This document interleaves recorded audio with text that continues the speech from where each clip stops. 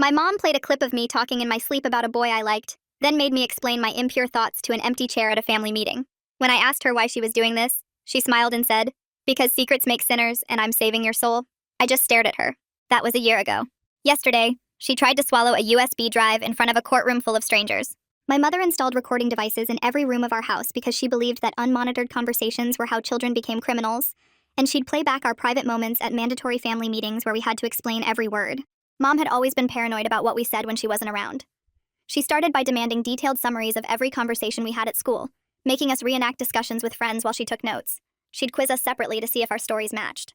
When my older brother got caught lying about a conversation with his girlfriend, Mom lectured us for 3 hours about how secrets destroyed families. She genuinely believed that every crime started with one unmonitored conversation. When I was 14, Mom announced she'd found the solution.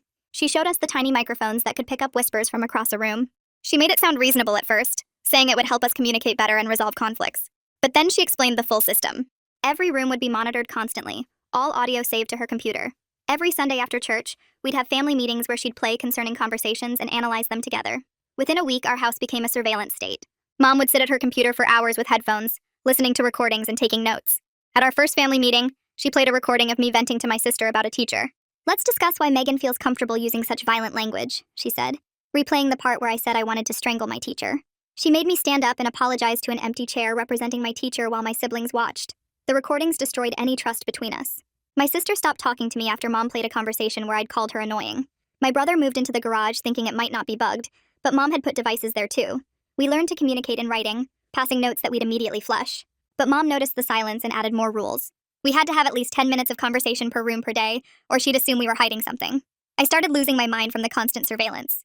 I'd lie in bed at night, afraid to even breathe too loud because Mom might analyze my breathing patterns. When I talked in my sleep about a boy I liked, Mom played it at our family meeting and made me explain my impure unconscious thoughts. I developed a stutter from the pressure of knowing every word was recorded. Mom said the stutter was proof the system was working. One night, I found her recording device in my room and destroyed it with a hammer. Mom's response was swift. She installed new devices hidden inside light fixtures and vents where we couldn't reach them. She added cameras to catch us destroying equipment. Then she started the punishment recordings. If we broke a rule, she'd lock us in our rooms and play audio of our worst moments on repeat. I had to listen to myself crying for 10 hours straight. The sound of my own misery became torture. So then I tried staying silent, communicating only in nods and gestures. But Mom hired a speech therapist to force me to talk, saying my silence was self-harm. And when I still wouldn't speak, she threatened to have me institutionalized for selective mutism. I had no choice but to perform conversations, talking about nothing just to fill her recording quota. My brother snapped during a family meeting where Mom was playing a recording of him crying after a breakup. He grabbed her laptop and smashed it against the wall. Mom called the police, saying he'd assaulted her. When officers arrived, she played edited recordings that made it sound like he'd been planning violence for weeks. They arrested him while Mom sobbed about her dangerous son. After that, Mom started live streaming our family meetings to her church group. She'd play our most humiliating recordings to strangers who'd pray for our souls. She hired someone to transcribe thousands of hours of audio, creating searchable databases of every word we'd said. We weren't her children anymore. We were subjects in her surveillance experiment. Child services showed up after someone from Mom's church reported the live streams. When the social worker asked to speak with us privately, Mom said that was impossible. All conversations had to be recorded. The social worker asked to hear recent recordings, and Mom proudly played clips she thought showed good parenting. Instead, they heard hours of children begging for privacy, crying about surveillance, developing anxiety disorders. They removed us that day, but Mom had prepared for this. As we packed our things, she revealed her final recording. She'd been wearing a wire during every interaction with social services, every court hearing. "I have 50 hours of audio," she said, smiling. "Conversations where you all lie about me, where you admit to things that could get you in serious trouble." She held up a USB drive. "This goes to judges, police, your new foster families, unless you come home voluntarily." The social worker reached for it, but Mom stepped back. "I've already uploaded copies everywhere," she said. "One click and everyone hears what these children really are." My sister started crying. My brother looked defeated. The social worker was calling for backup, and Mom stood there, finally holding all the power, with years of our lives recorded and ready to weaponize. "So," she said, her finger hovering over her phone, "are you coming home? Or should I start sending files?" The social worker stepped between us and Mom, her voice steady but firm. "Ma'am, I need you to put the phone down. These children are under state protection now." Mom's smile widened. She pressed a button on her phone, and immediately my stomach dropped. The social worker's phone buzzed, then another buzz from her colleague's pocket. Mom had sent something to everyone. "Check your emails," Mom said calmly. "I've included transcripts with timestamps. Everything these children have said about wanting to hurt themselves, hurt others, their substance experimentation discussions, their plans to run away. It's all there." My hands started shaking. I knew exactly which conversations she meant. The The time I told my brother I wanted to disappear. The joke my sister made about stealing Mom's sleeping pills. Every dark thought we'd shared and what we thought were private moments. The social worker glanced at her phone, then back at Mom. Ma'am, recordings obtained through illegal surveillance aren't admissible as evidence, and threatening children with them is criminal. Mom laughed. Not her fake church laugh, but the real one that made my skin crawl. I'm their mother. Recording my own children in my own home isn't illegal. I have every right to monitor them for their safety. She pulled out a folder from her purse, spreading papers across the coffee table. Legal documents, custody agreements, printed emails from lawyers. She'd been preparing for this moment for years. What? I've consulted with 3 different attorneys, she continued. In this state, parents can record their minor children.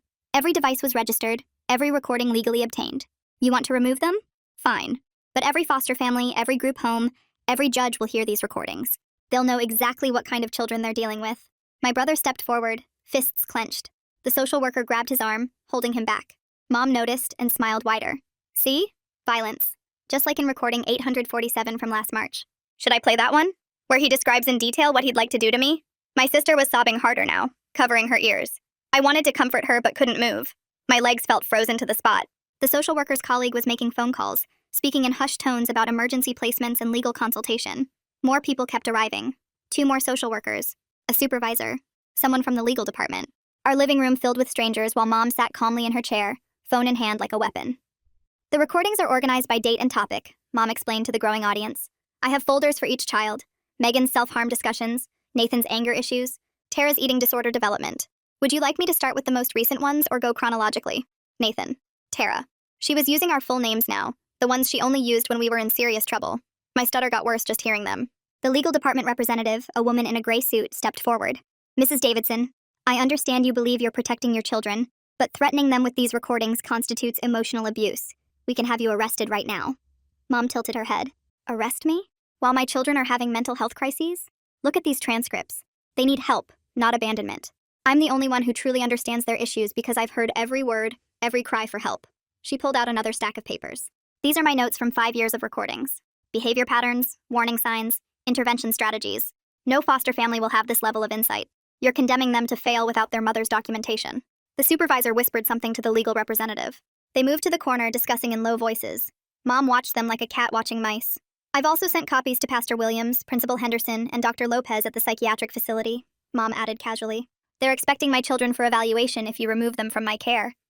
The recordings prove they need immediate intervention. My brother broke free from the social worker's grip and lunged for Mom's phone. The way this mother uses safety and protection to justify her surveillance makes me wonder what her own childhood was like. Something must have broken her ability to understand normal family trust.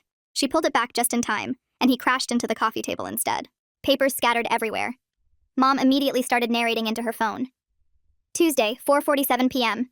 Nathan attempted to assault me and steal my property. Multiple witnesses present. This follows pattern established in recordings 592 through 611.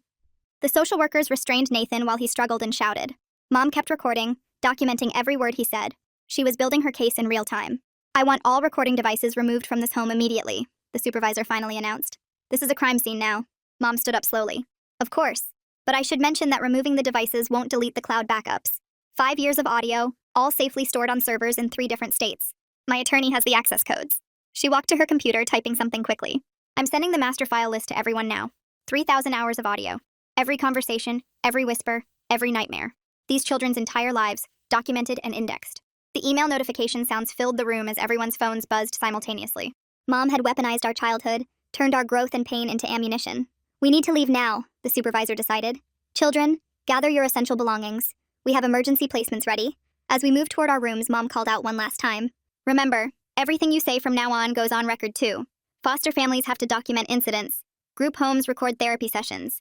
The court will analyze every word. The surveillance never really ends, does it? I grabbed my backpack with shaking hands, shoving in random clothes. In my desk drawer, I found the notebook where we'd written messages to each other, the only communication Mom couldn't record. I flipped through pages of our silent conversations, our desperate attempts to stay human under her surveillance. My sister appeared in my doorway, eyes red and puffy. She held up her own notebook, and I saw she'd been thinking the same thing. We'd need these where we were going. They were proof that we'd fought back, that we'd found ways to exist despite the recordings. Down the hall, Nathan was throwing things into a garbage bag, muttering under his breath. I knew Mom was probably recording the sounds, adding them to her vast archive of our lives. The social worker assigned to me, a younger woman with kind eyes, helped me zip my backpack. It's going to be okay, she whispered. We've dealt with situations like this before. But I knew she was wrong. They'd never dealt with someone like Mom, someone who'd turned love into surveillance and parenting into espionage, someone who had 5 years of our lives ready to weaponize at any moment. As we walked back to the living room, Mom was showing the legal representative something on her laptop. Charts, graphs, analytics of our conversation patterns. She'd turned us into data, into subjects in her twisted experiment. Before you take them, Mom announced, you should know about the sewer slide attempts. All documented in the recordings. Megan's was last summer. Tara's was during Christmas break. Nathan has made threats monthly since age 15. Will their foster families be equipped to handle this? None of it was true. But how could we prove that? She had recordings of every joke, every dark moment, every expression of normal teenage frustration. Taken out of context, played selectively, they could paint any picture she wanted. The supervisor's face had gone pale. We'll need to place them in therapeutic foster homes then. Possibly separate ones for safety. No, Tara cried out. We need to stay together. Mom clicked her tongue. Recording 1263 suggests Tara has unhealthy codependency with her siblings. Separation might be therapeutic. I watched my family falling apart in real time, destroyed by Mom's twisted interpretation of our own words. Every plea for help would be used against us. Every moment of weakness weaponized. The social worker started moving us toward the door. Mom followed, still recording on her phone, still narrating our destruction. Tuesday, 5:15 p.m. Children leaving with state custody. Megan showing signs of dissociation. Tara exhibiting anxiety symptoms.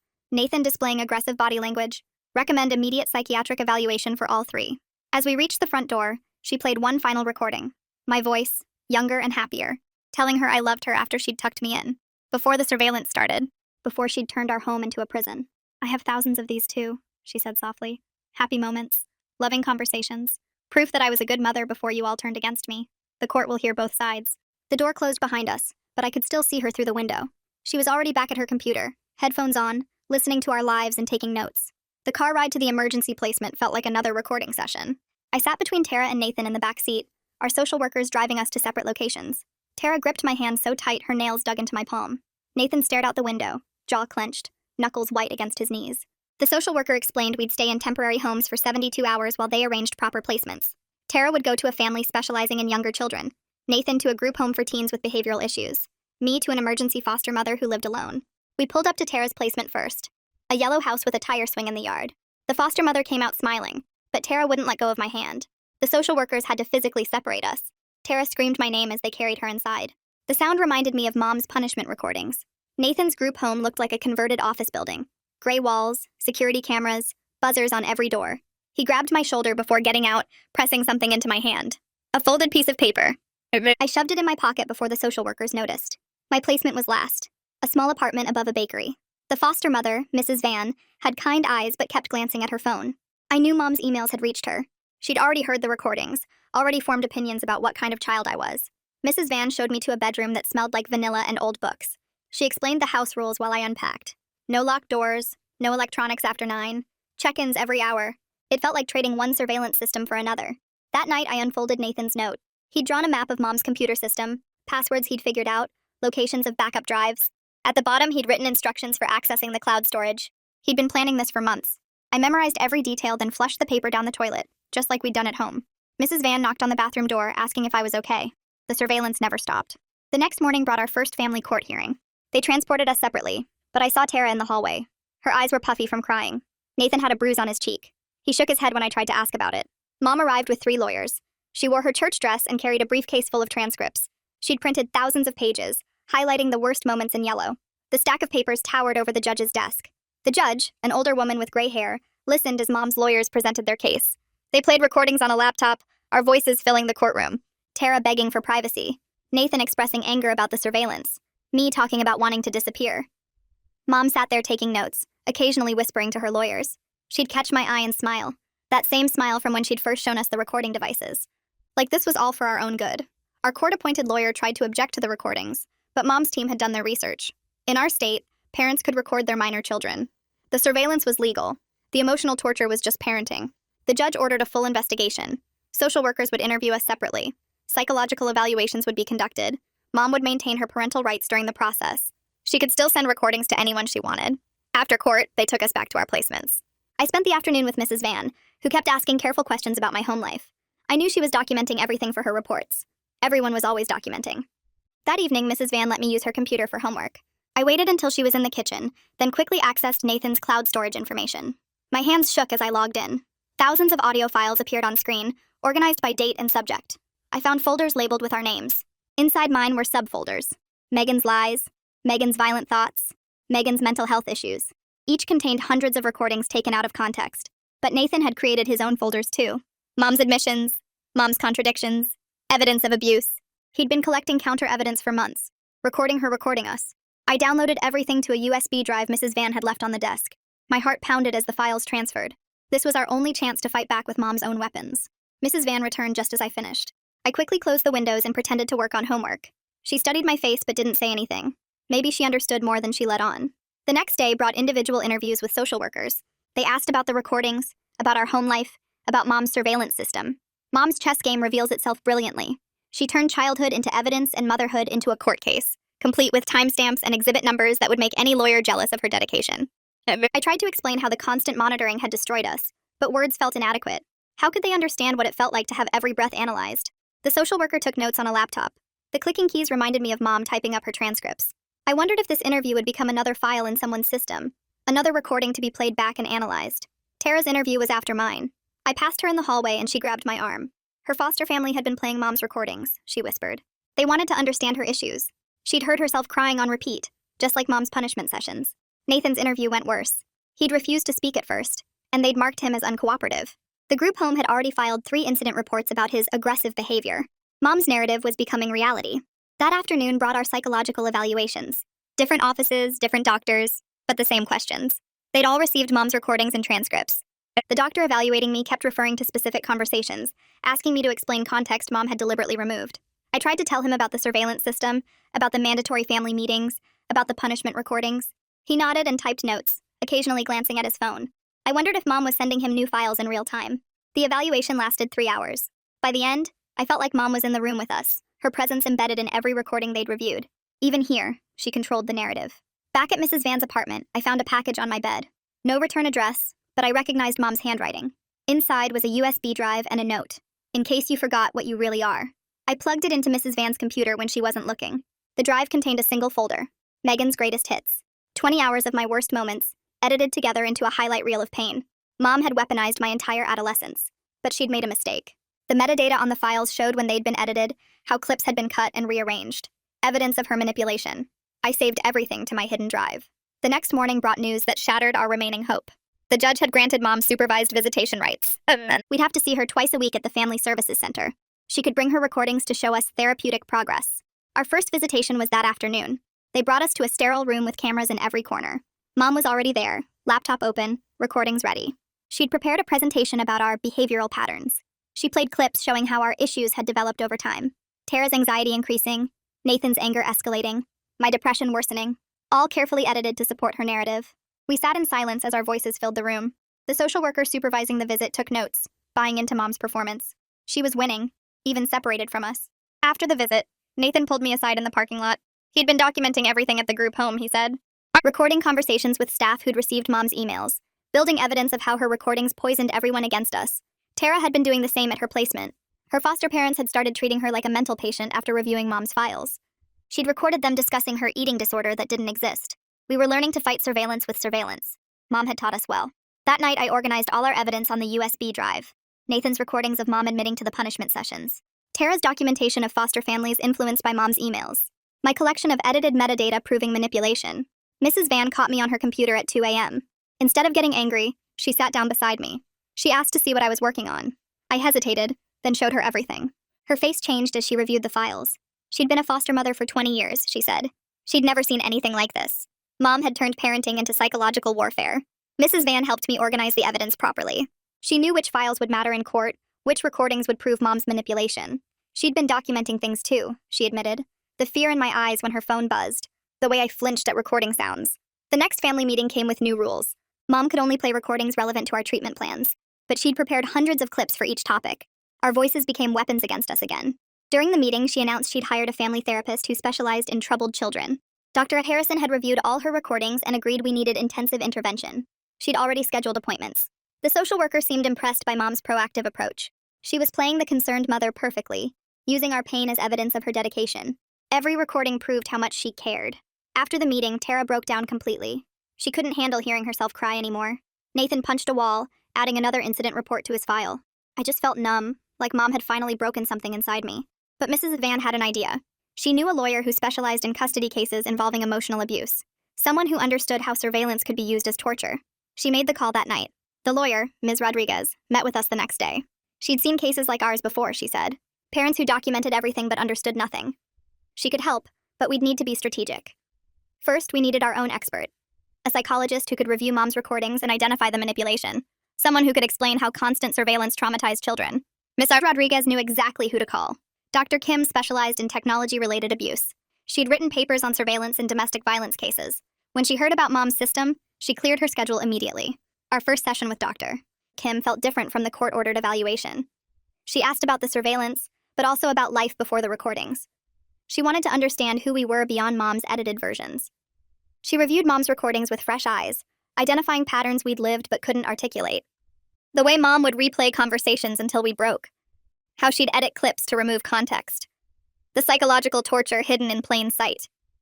Dr. Kim documented everything in a report that contradicted Mom's narrative. We weren't troubled children who needed surveillance. We were abuse survivors who'd been tortured with our own voices. Ms. Rodriguez filed the report with the court, along with our counter-evidence. Nathan's recordings of Mom, Tara's documentation of foster family bias, my proof of edited files. The truth was finally speaking louder than Mom's lies. Mom's response was swift and vicious. She sent new recordings to everyone involved in our case. Conversations taken from years ago, twisted into fresh weapons. She hired 2 more lawyers and another expert witness. The battle escalated beyond anything we'd imagined. Mom started a blog about parenting troubled children, posting edited recordings as examples. She contacted local news stations, trying to share her story of false accusations. But she'd overplayed her hand. The blog post showed her obsession clearly. The recordings she posted publicly revealed the extent of her surveillance. She was proving our case for us. Dr. Kim testified at our next hearing, explaining how Mom's surveillance system constituted emotional abuse. She played Mom's own recordings, pointing out the manipulation techniques. The judge's expression changed as she listened. Mom's lawyers tried to discredit Dr. Kim, but the evidence was overwhelming. Thousands of hours of recordings, years of documented torture, children begging for privacy while their mother took notes. The judge ordered Mom to undergo her own psychological evaluation. She had to surrender all recording equipment and provide full access to her files. The tables were finally turning. Mom's evaluation revealed what we'd always known.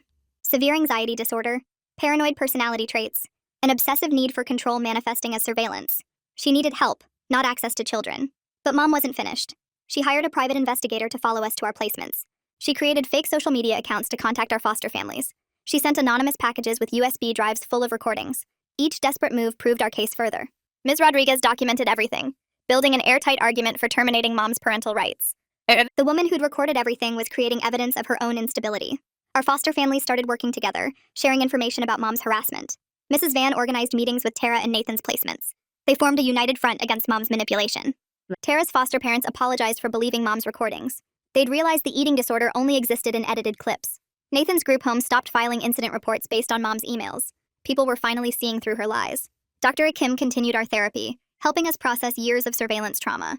We learned to speak without fearing recording devices, to have conversations without analyzing every word, to exist without performing for invisible microphones. Mom's final court hearing approached like a storm. She'd gathered 50 character witnesses from her church. She'd prepared a presentation with thousands of recordings. She'd hired a team of 5 lawyers, but we had something more powerful than her surveillance archive. The way Dr. Kim spotted patterns in those recordings that the family couldn't even put into words makes me wonder how many layers of manipulation were hidden in plain sight. How did the mother know exactly which conversations to replay until they broke? We had the truth, documented and verified. We had experts who understood our trauma. We had foster families who'd seen Mom's manipulation firsthand. The night before the hearing, I couldn't sleep. I kept thinking about all those recordings, all those stolen moments. Mom had documented our entire lives, but she'd never actually heard us. Mrs. Van made tea and sat with me until dawn. She shared her own story of escaping an abusive parent, how she'd become a foster mother to help children like us, how proud she was of our courage. Tara called from her placement, voice steady for the first time in months. She was ready to face Mom in court. Nathan texted that he'd been accepted into a different group home, one that didn't have Mom's recordings. We were rebuilding our lives outside Mom's surveillance state, learning to trust our own voices again. Tomorrow would determine if we could make that freedom permanent. The courthouse looked the same as always, but everything felt different. We walked in together, supported by foster families who'd become our advocates. Ms. Rodriguez and Dr. Kim flanked us like guardians. Mom was already there with her entourage. She'd set up displays of transcripts, prepared laptops full of recordings. She looked smaller somehow, surrounded by evidence of her obsession. As we took our seats, I realized something had changed. Her recordings no longer scared me. They were just sounds now, echoes of pain she'd caused. We'd survived her surveillance. We'd found our voices despite her theft of them. The hearing would last all day. Mom would play her recordings. We'd present our evidence. The judge would decide our fate. But regardless of the outcome, we'd already won something back. We'd reclaimed our truth from Mom's archive of lies. The judge entered the courtroom at exactly 9 o'clock. Mom immediately stood up, gesturing toward her display of evidence. The judge raised her hand, stopping Mom mid-motion. She announced new procedures for this hearing. No recordings would be played without prior approval. All evidence would be reviewed in chambers first. Mom's face twitched. She shuffled through her papers, reorganizing her presentation. Her lawyers huddled around her, whispering frantically. They hadn't prepared for restrictions. The judge called Mom to testify first. Mom walked to the stand carrying a thick binder. She began explaining her surveillance system, how it protected us from becoming criminals. The judge interrupted repeatedly, asking for specific examples. Mom fumbled through her notes, searching for the right recordings. Without her audio arsenal playing constantly, Mom's arguments sounded hollow. She described conversations out of context, trying to paint us as disturbed children. But without the actual recordings to manipulate emotions, her words fell flat. Dr. Kim testified next. She presented her analysis methodically, showing how Mom had edited recordings to create false narratives. She demonstrated with specific examples, playing original files alongside Mom's edited versions. The manipulation became undeniable. Mom started fidgeting in her seat. She passed notes to her lawyers constantly. When Dr. Kim explained how surveillance trauma affected developing minds, Mom shook her head violently. Her lawyers had to calm her down. Ms. Rodriguez presented our evidence. Nathan's recordings of Mom admitting to punishment sessions, documentation of her harassment campaign, proof of edited files. The judge examined each piece carefully, asking pointed questions. During the lunch break, Mom cornered us in the hallway. The bailiff immediately intervened, reminding her about the no-contact order. Mom backed away but kept staring at us, mouthing words we couldn't understand. Her desperation was showing. The afternoon session brought testimony from our foster families. Mrs. Van described my fear of phones buzzing, my flinching at recording sounds. Tara's foster parents explained how Mom's emails had initially biased them. Nathan's group home director detailed the false incident reports based on Mom's recordings. Mom's character witnesses came next, but under cross-examination, they admitted they'd only heard edited recordings. They'd never actually witnessed our behavior. One church member confessed she'd felt uncomfortable with the live-streamed family meetings, but hadn't known how to intervene. The judge ordered a recess to review evidence in chambers. We waited in a small room while she examined thousands of hours of recordings. Tara drew pictures to stay calm.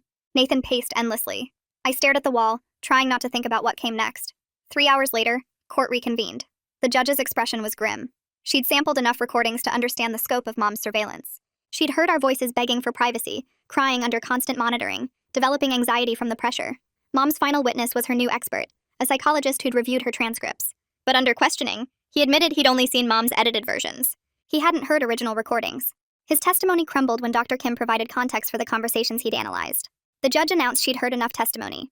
She would review all evidence and issue her decision within 2 weeks. Mom jumped up, demanding to play one more recording. The judge warned her about contempt of court. Mom sat down, shaking. As we left the courthouse, Mom tried following us to the parking lot. Security intercepted her. She stood at the door, watching us leave. Her empire of recordings couldn't save her now. The next 2 weeks crawled by. I stayed with Mrs. Van, trying to focus on school. But concentration was impossible. Every ring of the phone made me jump, thinking it was news about the decision. Tara called every night from her placement. Her foster family had removed all recording devices from their home to help her feel safe.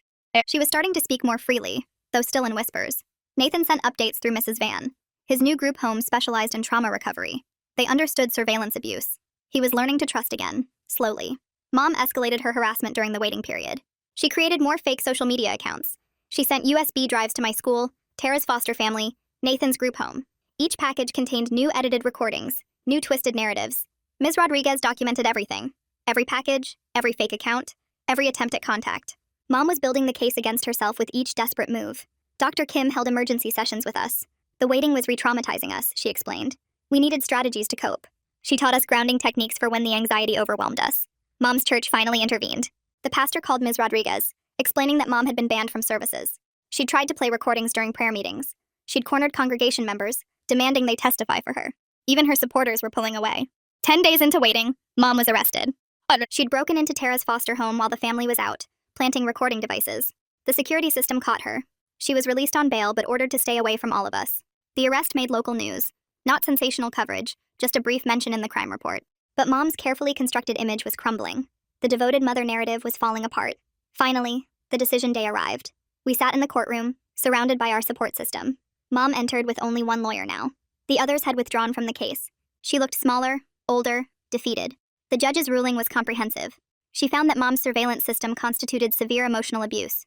The recordings, even the happy ones, were obtained through violation of privacy and trust. The constant monitoring had caused documented psychological harm. Mom's parental rights were terminated immediately. Permanent restraining orders were issued. She was ordered to undergo extensive psychological treatment. All recordings had to be destroyed under court supervision. But the judge went further. She ordered Mom to pay for our therapy, acknowledging the long-term damage from surveillance trauma. Mom would have monthly reviews to ensure she wasn't surveilling anyone else. Any violation would result in jail time. Mom collapsed in her chair. Her lawyer tried to console her, but she pushed him away. All those recordings, all that control, gone. She'd documented our lives obsessively but lost us completely. The judge addressed us directly. She acknowledged our courage in speaking out despite the surveillance. She assured us the recordings would be destroyed, our privacy finally restored. We were free. Time really does fly when you're having this much fun, huh? Thanks for letting me toss in my 2 cents along the way. Catch you on the flip side. Subscribe for more content like this.